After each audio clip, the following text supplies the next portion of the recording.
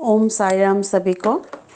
मैं लक्ष्मी कोलकाता से सच्चरित्र पढ़ती हूँ या श्रीमद् भागवत गीता का जो पाठ करती हूँ, उनसे बाबा ने मुझे जो जो सिखाया, जो सीख मुझे मिली, वो मुझे आप सबके साथ शेयर करने के लिए मुझे कहा गया, बाबा ने कहा है।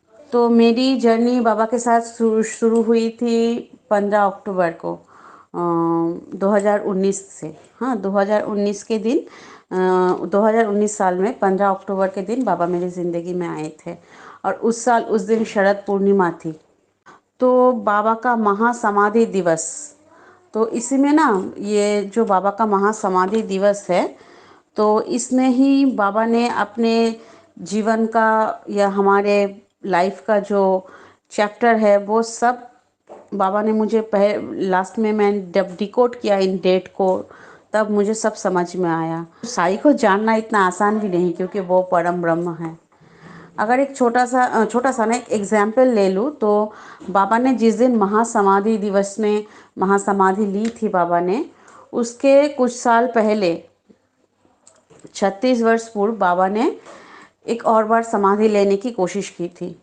हाँ, वो 72 घंटे के लिए बाबा ने अपने शरीर को छोड़ा था। मर जाने के बाद भी, मरे हुए अवस्था में उसके, अगर हमारा मृत्यु क्या है, हमारे शरीर से हमारी आत्मा निकल जाती है। हाँ, तो मृत्यु है, हमारे शरीर की मृत्यु होती है, आत्मा की नहीं। तो वो उसको मरा हुआ व्यक्ति माना जाता है। तो जिसका शरीर यहाँ पड़ा हुआ था 3 दिन, उसके आत्मा उसको छोड़ के परम ब्रह्म में चले गए थे। फिर से वो 3 दिन के बाद, 2-3 घंटे नहीं या 10-12 घंटा नहीं, 3 दिन बाद उसका आत्मा उसके शरीर में वापस आता है और वो व्यक्ति जीवित होकर फिर इतने सालों तक जीता है, फिर 36 साल वो जीता है। तो इसी माध्यम से बाबा ने हम सबको बहुत सारी मैसेज दिए गए हैं। आप देखिए, 72 घंटे तक बाबा मृत अवस्था में पड़े थे, उनके पार्थिव शरीर पड़ा हुआ था। हाँ, तो 72 को अगर आप 7 और 2 को अगर आप प्लस करोगे तो 9 होगा, और अगर दिन गिनोगे तो 3 दिन होगा। हाँ, तो ये 3 का कॉन्सेप्ट मैं आपको समझाती हूँ कि बाबा ने 3 दिन वो पार्थिव अवस्था अपने शरीर को क्यों रखा है, वो 3 दिन का मतलब क्या होता है। देखिए, देवता 3 होते हैं, ब्रह्मा विष्णु महेश्वर। अवस्थाएं भी 3 होती है, जागृत निद्रा स्वप्न। गुण भी 3 होते हैं, सत्य तम रज। वेद भी 3 हैं, ऋग साम अजुर। अथर्ववेद बाद में जोड़ा गया था, एक्चुअली वेद 3 थे, अथर्ववेद इसमें बाद में जोड़ा गया था। लोक 3 हैं, भूर भुवस्वः, स्वर्ग मर्त पाताल। नरक के 3 द्वार हैं, क्रोध काम लोभ। ब्रह्म के 3 स्वभाव है, सत्य चित्त आनंद। नाड़ियाँ 3 हैं हमारे शरीर में, इंगला पिंगला एंड सुषमा। चित्त के 3 रूप होते हैं, मन बुद्धि अहंकार। लिंग 3 होते हैं, स्त्री पुरुष एंड किन्नर, थर्ड जेंडर जो हम बोलते हैं।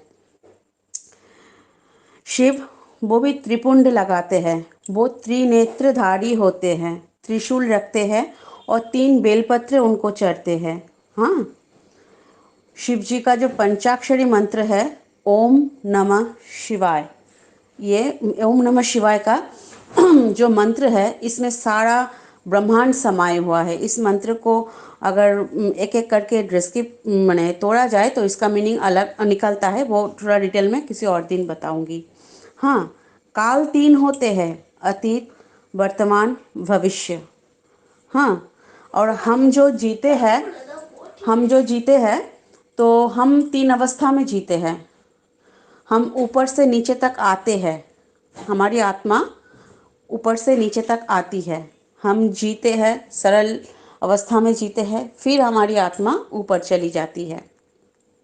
ठीक है, तो ये सब 3 कॉन्सेप्ट में ही भाग है, 3 भाग में ही सब चलता है। हाँ, तो साईं ने हमको ये बता के, ये 3 का कॉन्सेप्ट मुझे जब मेडिटेशन किया या बाबा ने कुछ माध्यम से मुझे समझाने की कोशिश किया, तो मैंने इसको बाबा ने इतना मुझे समझाया कि ये तीन के आकार में ही सब कुछ व्याप्त है, इन तीन पदार्थों से ही सब चलता है। हाँ, तो अगर साई को आप लोगे तो साई सा आ ई, हाँ, अगर इंग्लिश में लिखोगे SAI, स सत्य, आ आनंद, ई मतलब जो इंद्रिय से परे है, जो जिसने इंद्रियों को जीत लिया है वो परम सत्य है, परमानंद है। और जिसने इंद्रियों को जीत लिया, इंद्रियों से परे हो गए हैं, वो है साई। और 72 को आप माने 72 घंटे को अगर आप 7 to प्लस करोगे 9, 9 क्या क्या होता है, जो 3 दिन होता है बाबा ने दिया था, 3 का 3 गुना है 9, 9 यानी नवदा भक्ति, जो बाबा ने हमको सिखा के गए हैं। और बाबा जब महासमाधि लिए थे तो उससे पहले भी बाबा ने 9 रुपये दक्षिणा दिया था लक्ष्मी बाई को। और बाबा का जो समाधि दिवस है, अगर उसको आप इक्वल करोगे ना तो वो 8 आएगा, 15 अक्टूबर यानी 10, और 1918, इसको अगर आप 1 डिजिट में लाओगे तो उसका नंबर बनता है 8। और नंबर 8 होता है इन्फिनाइट का साइन, इन्फिनाइट का साइन होता है, माने एकत्व। बाबा बोलते हैं ना, सबका मालिक एक, माने इन सब में भी मैं हूँ और इन सब से परे भी मैं हूँ, मैं ही मैं हूँ, मैं परम ब्रह्म हूँ, मैं ही परमानंद हूँ, मैं ही परमेश्वर हूँ, मैं परमात्मा हूँ। बाबा ने इसके माध्यम से हम सबको समझा के गए हैं हम कैसे जीवन, हम जन्म लेते हैं, जीवन जीते हैं, फिर हमें मृत्यु को प्राप्त होता है। इन तीन जो अवस्थाएं हैं, इन रूल को बाबा ने ब्रेक कर दिया था। क्या वो साधारण व्यक्ति थे या साधारण कोई संत? लोग तो साधारण नहीं होते, क्या वो ऐसे ही संत थे कोई? वो परम ब्रह्म थे। तो बाबा ने महासमाधि दिवस के माध्यम से जो बाबा ने मुझे समझाया, मुझे इतना ही समझ में आया, बाबा ने समझाया है मुझे कि ये तीन से ही सब कुछ बना हुआ है। बाबा इन्फिनाइट का जो साइन दिखा के गए हैं 1 डिजिट में, अगर इनको आप लाओगे, इन्फिनाइट का जो होता है वो होता है शिव जी का जो डमरू है। हाँ, वो इन्फिनाइट का साइन है। जैसे जो 4 युग होते हैं, सत्य युग, फिर दापर त्रेता, सत्य त्रेता दापर कली, ऐसे लोगे तो ये इन्फिनाइट का साइन बन जाएगा। और शिव जी का जो रंग बताया गया है, बाबा जो वस्त्र धारण करते थे वो एकदम सफ़ेद है। और शिव जी को जो रंग है कर्पूर गौरम, यानी कर्पूर जैसा सफ़ेद। शिव जी का रंग सफ़ेद क्यों है? क्योंकि इस सफ़ेद रंग से ही सब रंग की उत्पत्ति होते है, शिव से ही सब कुछ सृष्टि हुआ है, साई से ही सब कुछ आया है। अगर आप एक सफ़ेद लाइट को एक त्रिकोण वो क्या, कांच के जो प्रिज्म होते हैं त्रिकोण, तो उसके माध्यम से आप सफ़ेद लाइट को गुजारोगे तो आपको 7 अलग अलग रंग दिखेगा। और उस 7 रंग में सबसे पहले आपको दिखेगा लाल। ये भी एक कारण है, क्योंकि जब रात हटता है, सुबह होती है, तो सबसे पहले वो लाल रंग सूरज में दिखाई देता है, आसमान में वो लाल आभा आती है। वही लाल से ही जब सफ़ेद को आप तोड़ोगे, सफ़ेद रंग को, वो पहले लाल रंग आएगा, माने दिन का शुरुआत होगा लाल रंग से। ये सूरज की आभा है।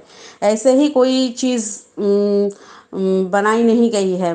जो परम ब्रह्म ने इस दुनिया को डिज़ाइन किया है, इस ब्रह्मांड को जो जिसने तैयार किया है, तो उसका एक हर एक साइंटिफिक रीज़न है। स्पिरिचुअलिटी से साइंस आया है, हाँ, साइंस से स्पिरिचुअलिटी नहीं। हमारे धर्म ग्रंथ में, वेद में जो है, श्रीमद् भगवत गीता में जो है, वो हर एक का रीज़न है। यूँ ही नहीं लिख दिया गया है कहीं पे, यूँ ही नहीं बोल दिया गया है। शिव जी क्या लगाते थे? भस्म, यानी ऊदी। और बाबा हमको क्या देते हैं? ऊदी। शिव स्वयं भू है। आप जानते हैं साई कब जन्म लिए थे, साई कहाँ से आए हैं? आज तक किसी ने लगा पाया? नहीं, किसी ने नहीं। बाबा का जन्म का तिथि, डेट किसी ने भी नहीं निकाल पाया, क्योंकि वो स्वयंभू है, शंभू है। जितना जितना मुझे ज्ञान प्राप्त हुआ बाबा से, बाबा ही शिव है। बाबा से ही, बाबा एक साई सचरित्र में लिखा है कि मेरे उदर में ही समस्त प्राणी वास करते हैं, मैं इन सब में हूँ और ये सब मुझ में हैं, एकाकार हो गए हैं। ये दुनिया साईमय है, शिवमय है, साई ही शिव है, शिव ही साई है। बाबा ने अपने जो महासमाधि दिवस है, उनके जो कॉन्सेप्ट है, उससे बाबा ने यही समझा के गए हैं कि मैं ही शिव हूँ। बाबा का पूरा जीवन अगर देखा जाए, संत, वैराग्य, दुनिया का सबसे पहला वैरागी कौन है? शिव जी है। वैरागी है, जो वैराग्य जीवन है वो शिव जी ने जीना स्टार्ट किया था, वैसे वो शिव जी से आए हैं। तो अगर आप साई के जीवन को और शिव जी के जीवन, शिव जी को देखोगे तो आपको एकदम सेम सेम सब कुछ नज़र आ जाएगा। और इसके ऊपर अगर आप मेडिटेट करोगे या जानने की कोशिश करोगे तो आपको ये महसूस होगा कि शिव ही साई है, साई ही शिव है, और साई से ही सब कुछ आया है। उसने ही इस ब्रह्मांड को सृष्टि किया है। वो इन सब में भरे हैं, ये पूरे ब्रह्मांड में वो भरे हैं, और इन सब से वो परे भी है। उन्हें जन्म, मृत्यु, जीवन जीना, इन सब रूल को उन्होंने ब्रेक कर दिया था। वो 36 घंटे की समाधि लेकर इन सब रूल को उन्होंने ब्रेक कर दिया था। अष्ट सिद्धि, नवनिधिया, ये सब साई चरित्र में लिखा ही है। ये सब बाबा के अंदर थे, क्योंकि वो शिव है, वो ही शंभू है। तो मैंने जितना सीखा तो मैंने उतना बताया। यही था आज का टॉपिक। तो ओम साई राम, जय साई राम। साई की कृपा आप सब पर बनी रहे, बाबा की कृपा आप सब पर हमेशा बनी रहे। ओम साई राम, जय साई राम।